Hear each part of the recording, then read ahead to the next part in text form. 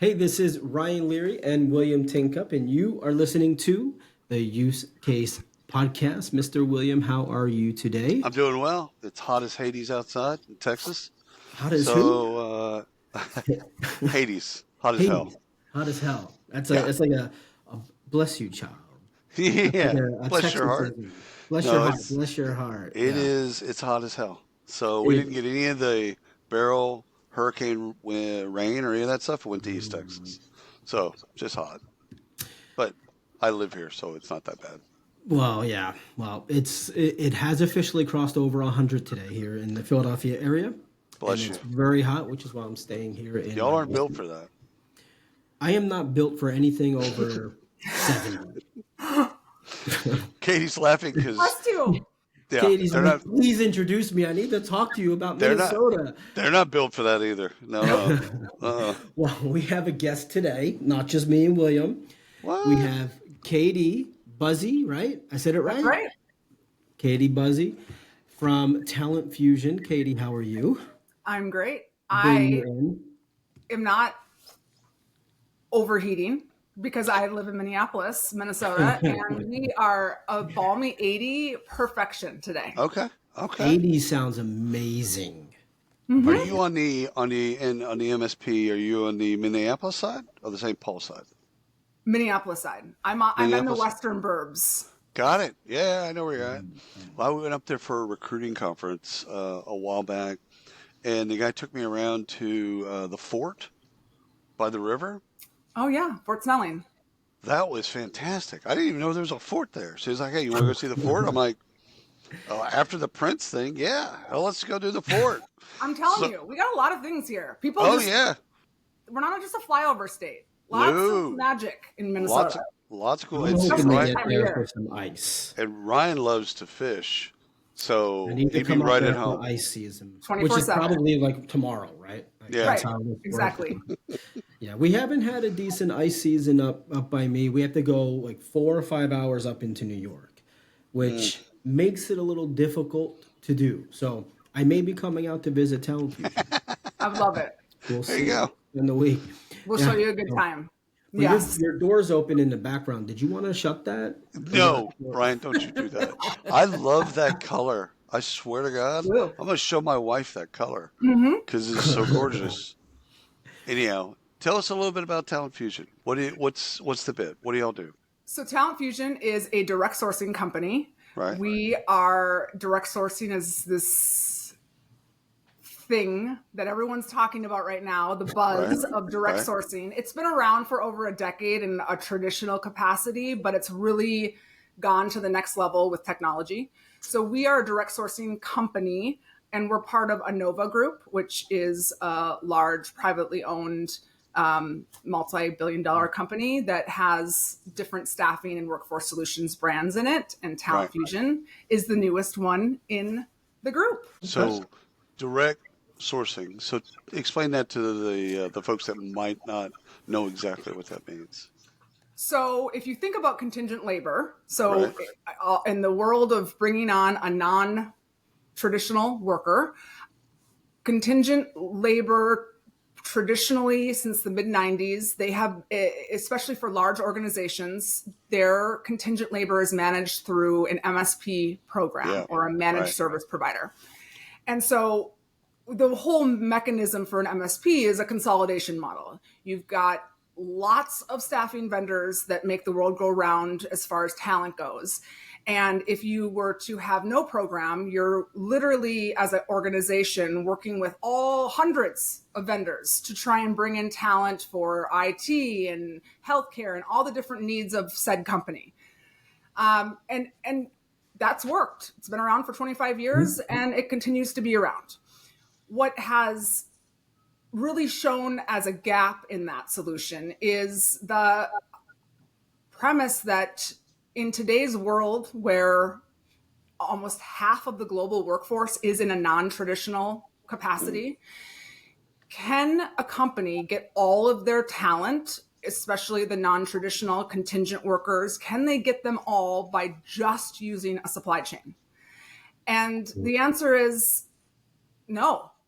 Well, no, when We we say have- non-traditional, let's define that for those that are listening. So someone who is not an FTE full-time employee of that company. Right. And I mean, think about that, guys. I've been in this industry for 25 years, and I remember years and years ago, they'd said, soon half of the world's talent population or workforce will be as a contingent worker. I mean, I was like, there's no way. There is no way that we're here. Yeah, and so here we are. And so the premise of direct sourcing is we get the MSP's work. You have to have consolidation when you're a huge brand and use half of your workforce is a contingent worker. You have to have organization and managing that model. But you need to add more talent access that doesn't come in the form of just plugging in another third-party staffing supplier and hoping you're going to find the talent.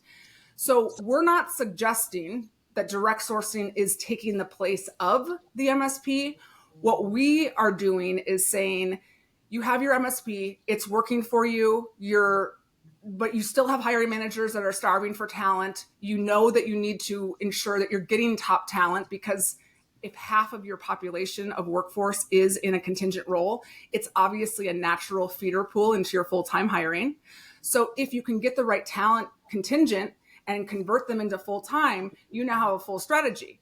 The challenge is you have to optimize access to talent. And direct sourcing by definition is leveraging the brand, their equity, their brand, everything that is about how they attract full-time workers, using the same strategy and attract contingent workers, with the hypothesis that if you have your third-party vendors who are working on your behalf, when a rec opens, they go to their databases and try to fill it. If you have another talent channel that is going to just leverage your brand, what you're all about as an employer, your employer value proposition, would you be able to attract a different caliber of talent? I'm here to say the answer is yes. Direct sourcing partnered with MSP at a company takes their entire talent strategy to a next level. So two things real quick. Ryan, did you have something? No, go for it. So one is the word contingent and gig worker, similarities and differences in those things, and also the word contingent and hourly, similarities and differences in those words for the audience. No, I'm so glad you asked that. It's interesting. We have a new chief marketing officer of Talent Fusion, and he comes from Ogilvy and the big, ad agency world. I worked at Ogilvy. Very nice. His team is now all coming in from Ogilvy. We feel very, very honored to have them on the team. Solid. What he said is, I started talking contingent, and it was probably like 3 weeks in. He's like, "What the hell is contingent?" Talking about? and so I was showing him one of the brands that we were after, and I showed them what they had, and he's seeing all these creatives, all these openings for creative contingent roles, and he's like, contingent. It would never even occur to me to go here to find. What is this? Is this a gig worker? Is this a freelancer?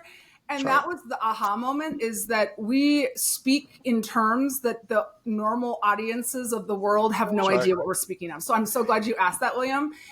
Contingent, basically a person is contingent on the fact that if the company has work, they're going to bring this person on. If they don't have work, they can let the person go because they're not a full-time employee. So yes, when I say contingent, I'm talking 1099s, corp to corps, your W-2, time and material, traditional worker, hourly, temporary, all those things that everyone uses simultaneously is contingent. It's interesting because the way that you and Ryan and I grew up, contingent there's contingent staffing, recruiting, where people will take on a gig and do it contingent based on success.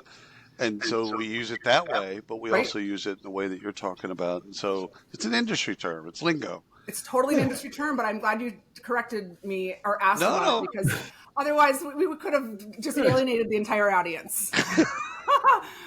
Yeah, their fault for not knowing. They're not paying. So question I have is, and I was going to ask that question too. So you asked. I have my follow up to that is, you've been in this business for a long time. We all have. Well, Hey, right, you've been in. hey, hey. She's experienced. I'm not saying she's been around a long time. So, well, maybe I am. I don't know. You've been in the business a long time.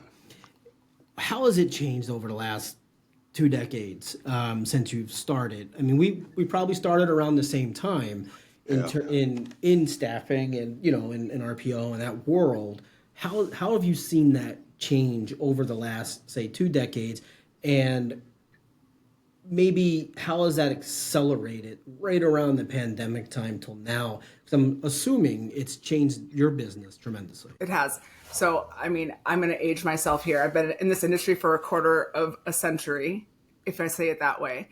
It's just you just sound experienced. My first response could be, how has it changed? Well, I have email, because I can attest to working downtown Minneapolis in the Kelly Services office. I was the first one in the branch to get an actual computer with email and not just a DOS, green screen press. Everyone because hated I was you. on the American Express account, and we Everyone had to have hated you. Were hated. I felt so proud. Office. Lotus Notes. I had Lotus Notes for American Express. Harvard graphics. Yeah, exactly. Word perfect. Harvard graphics. That was, I'm not gonna knock it. Harvard graphics. So I mean, I can go back to, we used to staff with a Rolodex, but I wouldn't do that. No, I mean, it's interesting that you asked how has it changed, because for what we do, which is provide and make the mechanisms of bringing in employees, whether they're full-time or not, you would think that this would be a fast evolving industry. It is not. Right. And I think that's part of why I've been at this direct sourcing thing this is my 5th year. And if you would have asked me 5 years ago if I would still be at the place where I'm defining what this is on this podcast, I would have told you were nuts. And it just nuanced things take time in this industry. And when talent acquisition, I talk to CHROs all the time. They're constantly trying to move the needle from an innovation standpoint. And what does innovation look like? So I would say the pandemic did a lot for all parties. And what that really did was it forced companies to have to move the needle, or they wouldn't have been able to keep their workforce intact. And that was, how do we get anyone, whether they're a full-time, part-time, or non-traditional gig, contingent, whatever you want to call it, how do we allow them to work from home? Because up until the pandemic, there was this majority thought process of, if I can't see you, you're not working. Right. Well, the debate was always there. Right. The trust still is. The trust wasn't there, and the trust still isn't there. Well, look, when you have people doing the who was it, Wells Fargo a couple weeks ago, let a dozen or so people off because they were simulating typing. Genius. But this is the reason why we can't have nice things. That's a promotion, in my opinion. That's a person that's innovative. Yeah. I want to I'm almost hire. positive that person has gotten his next gig. So that is, so what has really changed is our ability to mobilize a workforce, no matter where the person lives and could live outside the U.S. During the pandemic, right before the pandemic, I actually got to go to Dubai. I was fascinated by the workforce there. They are, if you think of the workforce in Dubai, most of them are expats, and they all come from somewhere else. And so that was something really interesting. Starving. Yes. They're starving for talent. Yes. Absolutely starving for talent. If you're willing to go there, you can get some really cool work. 100%. But seeing how they were just so advanced in their approach to how to get someone to do work. And I think that we really have done a lot to catch up, and we were forced to do so with the pandemic. I think what's really changing is technology, and it's changing so quickly. What is challenging, though, is companies' ability to consume the technology, knowing that tech stacks right now are so ingrained. They're so messy. And so to add another piece or part to a tech stack to try to make something work, it just becomes even more of a mess. And so a lot of companies are trying to figure out how to right size their tech stack and figure out how this is all going to make the world go round. And so what happens as a result is, well, we can go with this, but we can't go with that. So we're going to have to move this piece around and we'll do that later. And unfortunately, when you think about talent acquisition tools and technology, they're heavy. And so a lot of CHROs, executives in the talent acquisition space, they want the technology. They are craving it. Their recruiters demand it. It's figuring out how to make it work within their infrastructure of technology. They want the solution. They need to fix the problem. Right. But the forced adoption of the technology doesn't work, even if it's just for a short amount of time. In the end, it doesn't work, and you're right back to square one. Sometimes further back. Right. So, real quickly, Talent Fusion is a technology company? So we have a technology that enables our solution, but we are the services portion of it. So we make the world go round by operating. And that's, I think, there's a big misconception, speaking of technology and tech stacks, that if you just add a technology, then it's going to work as described. And what people are not thinking about until sometimes after the fact is who's going to make it go round. Was it Grady Booch who said a fool with a tool is still a fool? You can have the best technology in the world, but if you don't have the humans that know how to use it and power it for the greater good of what that technology is supposed to produce, then you're not going to get the results that you're seeking. And that's our biggest right now, talking with prospects, we're constantly, it's not even about the magic that Talent Fusion can create. It's how you need to have the operators to leverage the technology to ultimately end with the output of a butt in a seat or a person working in the job. Yeah. So the thing about MSPs that I find fascinating, and do you put VMSs in the same or similar category? That's right. So that's right. MSP is enabled by a VMS. You're right. A vendor management system. That's correct. So the interesting thing is you're not displacing them, but you're making them more efficient.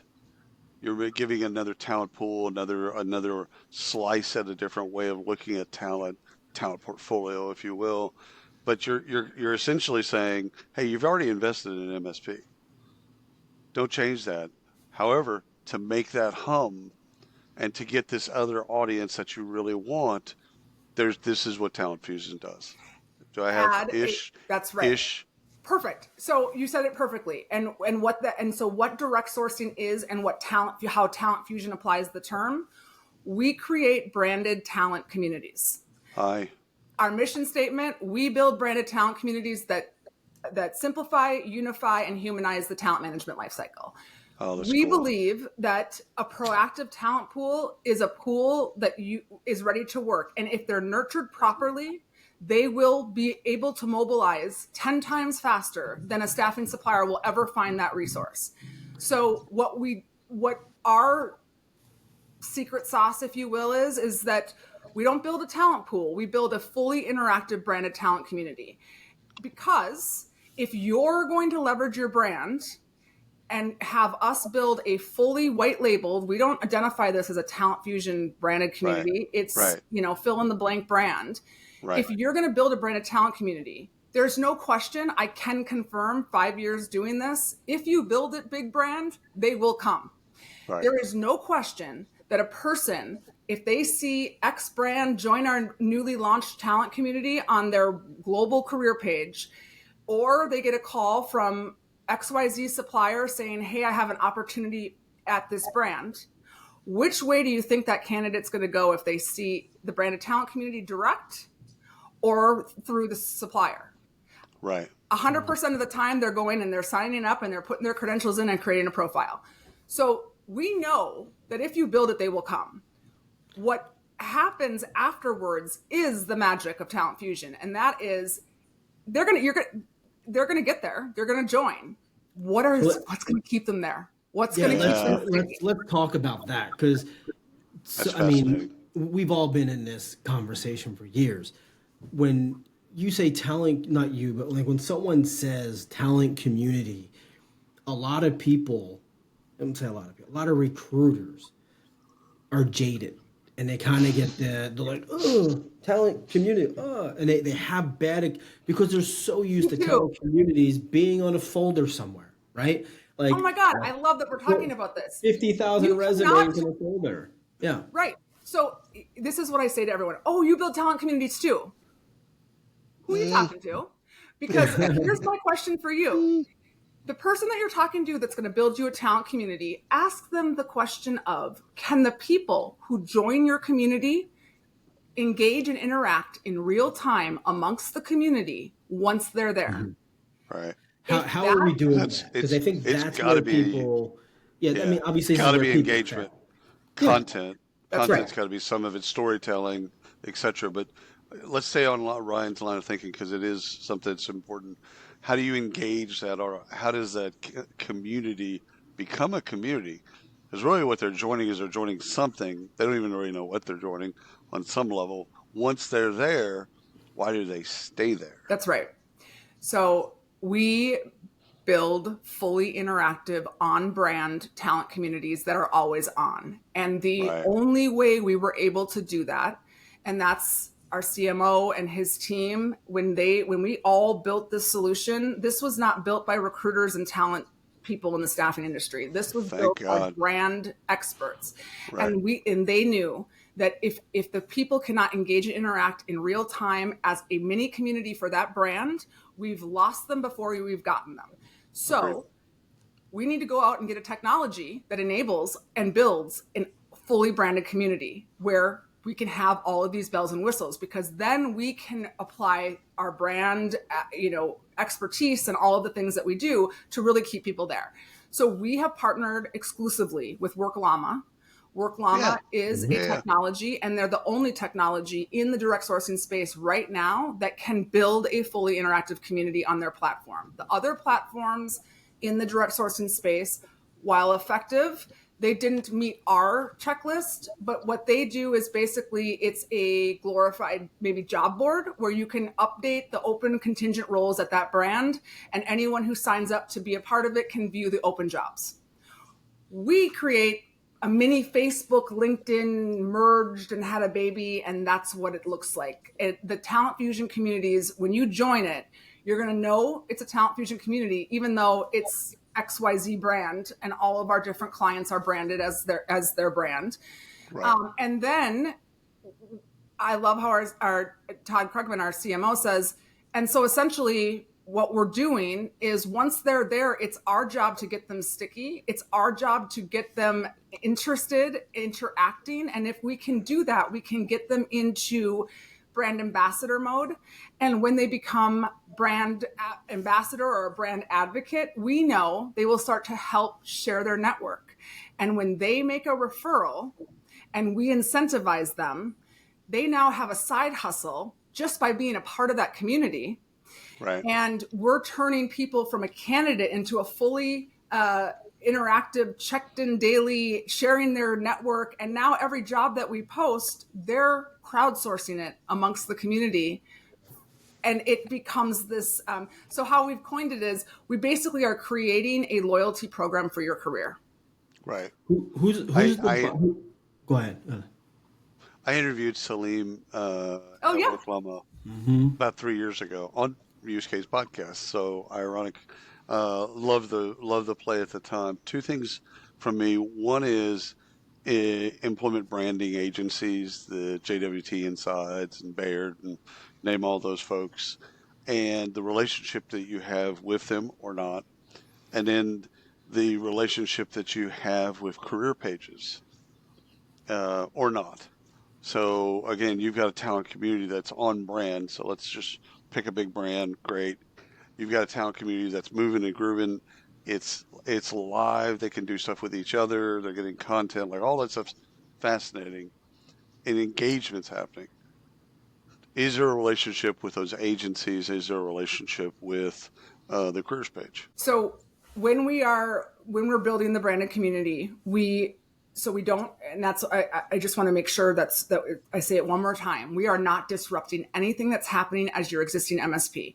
Your suppliers are still going to work the recs as per usual, and we are not disrupting or even changing them.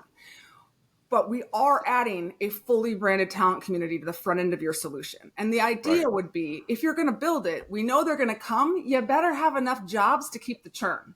Because one thing I can tell you, I've done this for maybe up-and-comer brands, and it wasn't as successful as a full-on brand that has enough jobs. Right. The jobs is the churn. The churn is the activity of the community. The more churn, the more action that happens, and the more people stay and really stay to see what happens.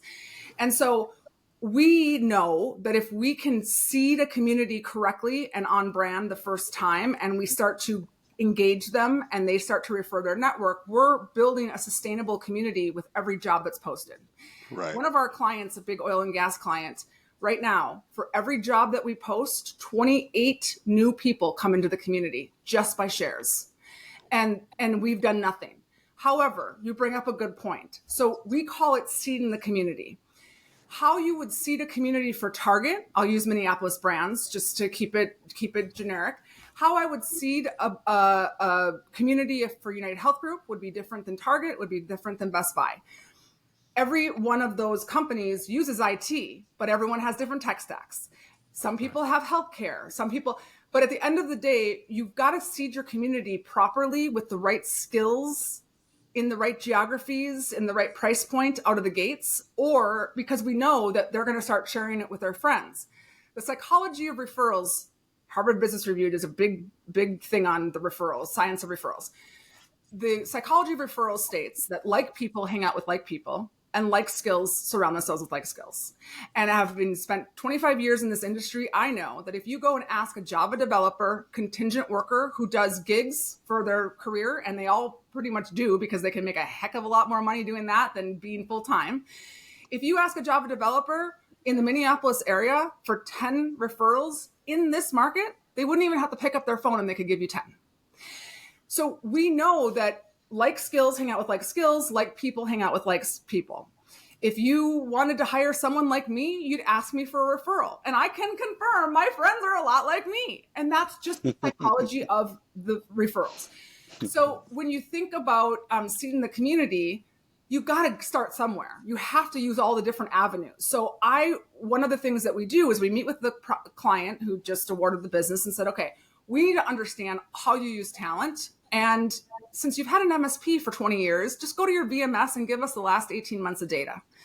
We're going to extrapolate that. We're going to bring it through we have lots of predictive analytics, and we're going to be able to come back to you and recommend, here's how you've used talent the last 18 months. Here's how the best predictor of future is look at the past. So we're going to use the 18 months of data and every job that you've filled on a contingent basis for the last 18 months as kind of those are the types of skills and people we're going to attract as your initial population into your community.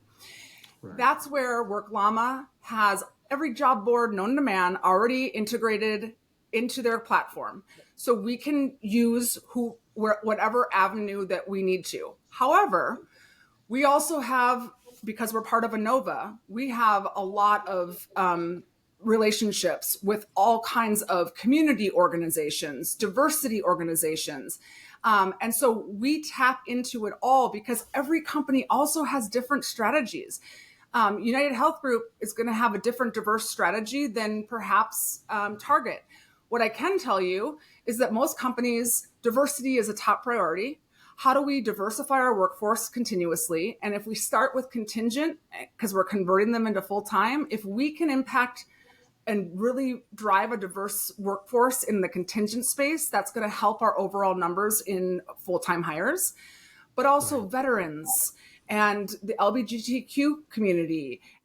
Those are huge communities right now that are, how do you bring those people in? Well, how you bring those people in is you go where they hang out. It's not just about a job board. So, we really understand the geography that the brand's main locations are. understand what their strategy is from a workforce perspective, and then figure out how we're going to seed their initial community with the right type of talent, because then they start referring, and now you're building an on-brand community. Who's the buyer for Talent Fusion? Are we and by buyer I mean company. Are we looking at large enterprises? You said big brands a couple of times, assuming Yep. And title. these are the companies. And title, right.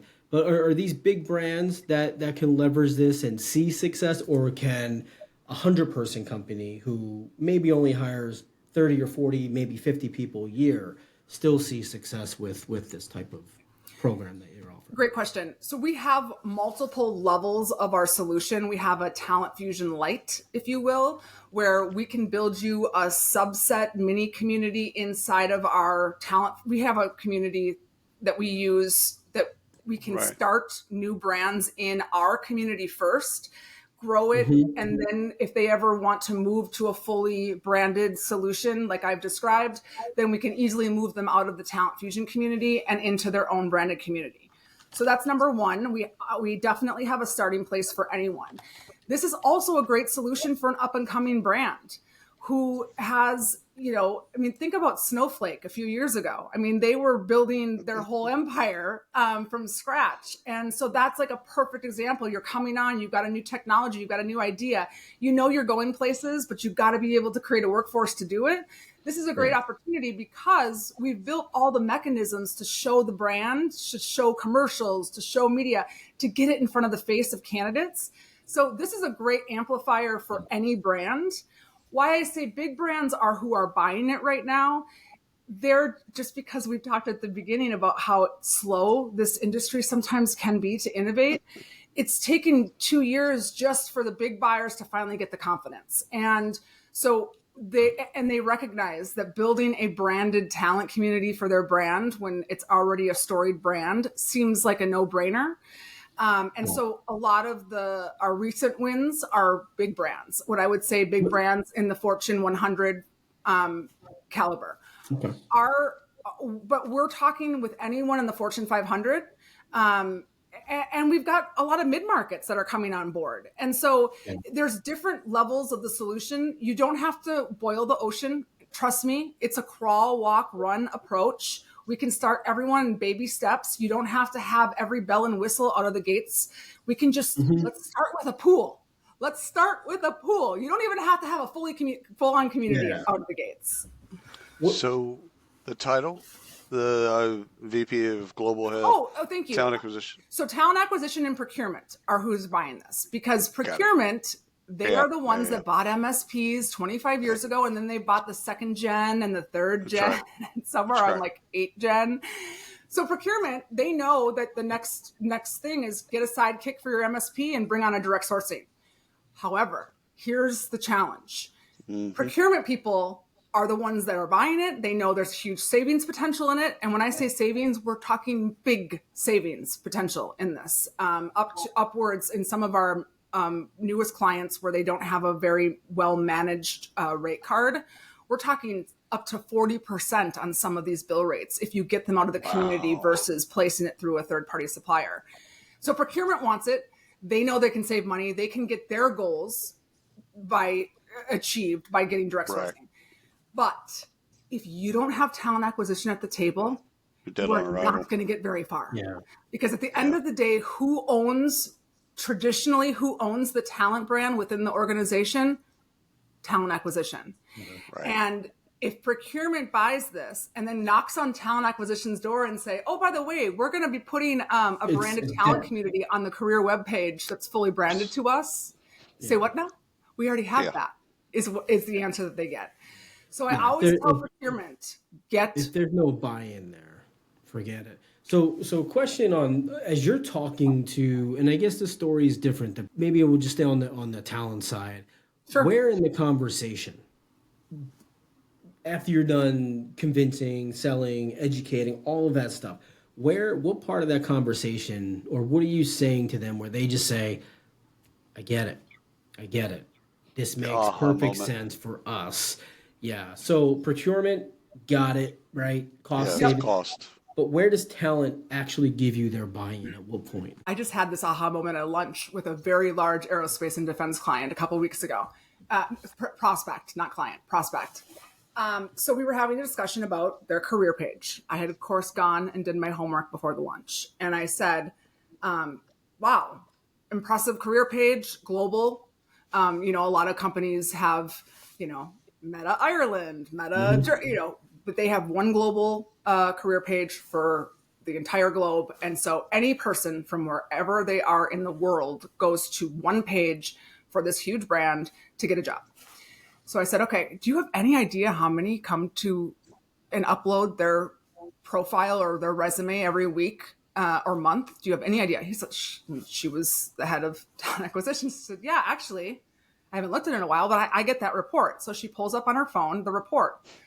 On average, at that moment, per month, they're getting about 6,500 people per month that go to their career page and upload their resume because they want to work there.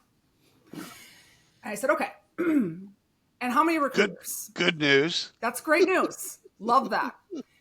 So how many recruiters do you have? Pretty big teams, right? Massive teams. Okay. Who's responsible for touching those 6,500 people, welcoming them in, telling them that they're going to hear from them, telling them what they can expect now that they uploaded their profile or their resume to your website? Who touches them? Oh, you, Katie. We would never have time to do that. Yeah, we can't touch that. We can't touch that. Our recruiters are so busy just trying to fill jobs that they don't even have time to search our database. In fact, most of my recruiters, I'm getting on them because they're putting external jobs right on the boards because that's the fastest way because they're so overwhelmed with the openings. Okay, so 6,500, do the math, times each month. You have literally 100,000 candidates that haven't been touched. And the only time they will be touched is if the recruiter has enough time to go and actually do a search when a business partner opens a job with them. Correct. So there's a chance that technically they could never be touched. Well, we have it set up so that they join the community on our career page, and so they will get an automatic email if they a newsletter. Yeah. Yep. If their credentials match any of our open jobs, they will get an automated email, and they will get if we send out any collateral or newsletters. I'm like, okay, but so does every other brand. And guess what the candidate's doing? They're putting you into junk mail, and they're forgetting they ever went to your career page. What do?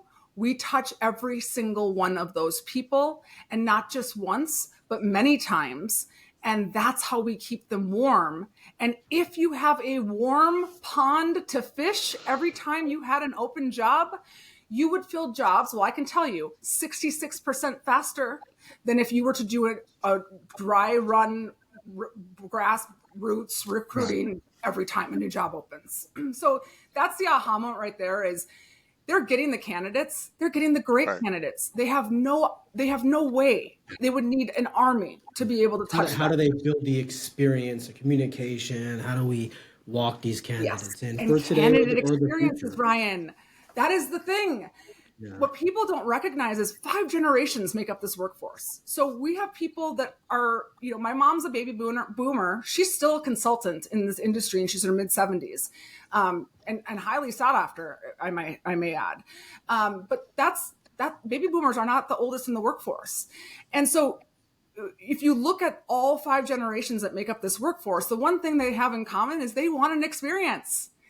They are calling the shots for their career. They're not going to just sit back, wait for someone to call and take the first opportunity. They are in charge of where they want to go and where they're going to work. And so if you are a brand and you are a well-known storied brand, yeah, that's going to help you. But if you don't create an experience for your candidates, at some point your competitors are, and they're going to win out on this candidate. Yeah, well, and that's true for anything. I mean, I buy and sell a lot on Facebook Marketplace because it's easy. The experience. I haven't been to eBay since I was burning CDs and selling CDs back in the early late 90s. That was the thing. Yeah. The experience now sucks on eBay. I moved on and I just have fun on Marketplace. Same idea. Same idea. I went to Katie- Craigslist and I felt like I had gone to another universe. That's right. These guys, I don't know what the hell they're doing, but they have made it. They have made links and a list so damn profitable. Yes, I know. Like, Oh my God. there, yeah. Yeah. Katie, this has been fantastic. Thank you. We got to route this out. Thank you so much. But before we go, could you ring that gong just my for God. me? Yes. The one underneath that big thing that looks like a flower. Okay, Yeah, I grew up stop with three it. brothers, and my oldest Okay. brother would always say, "Oh my God, this is just a gong show." And so I mean, gongs have always been a part of my life, and I just feel like every day is a little bit of a gong show. And so, Yeah. what I was really bummed about when I got this, I was so excited that I got a gong. It sounds so wussy, but I'll do it. I'll do it, William. All right. It's just too high pitched. It needs to be more. Boom. Boom. I like it. I like it, though. I like it. I love it. Katie, thank you so much for your time and your expertise, just sharing your story. We love having you on. Appreciate you. You guys were wonderful, really. Thank you so much. This was super fun.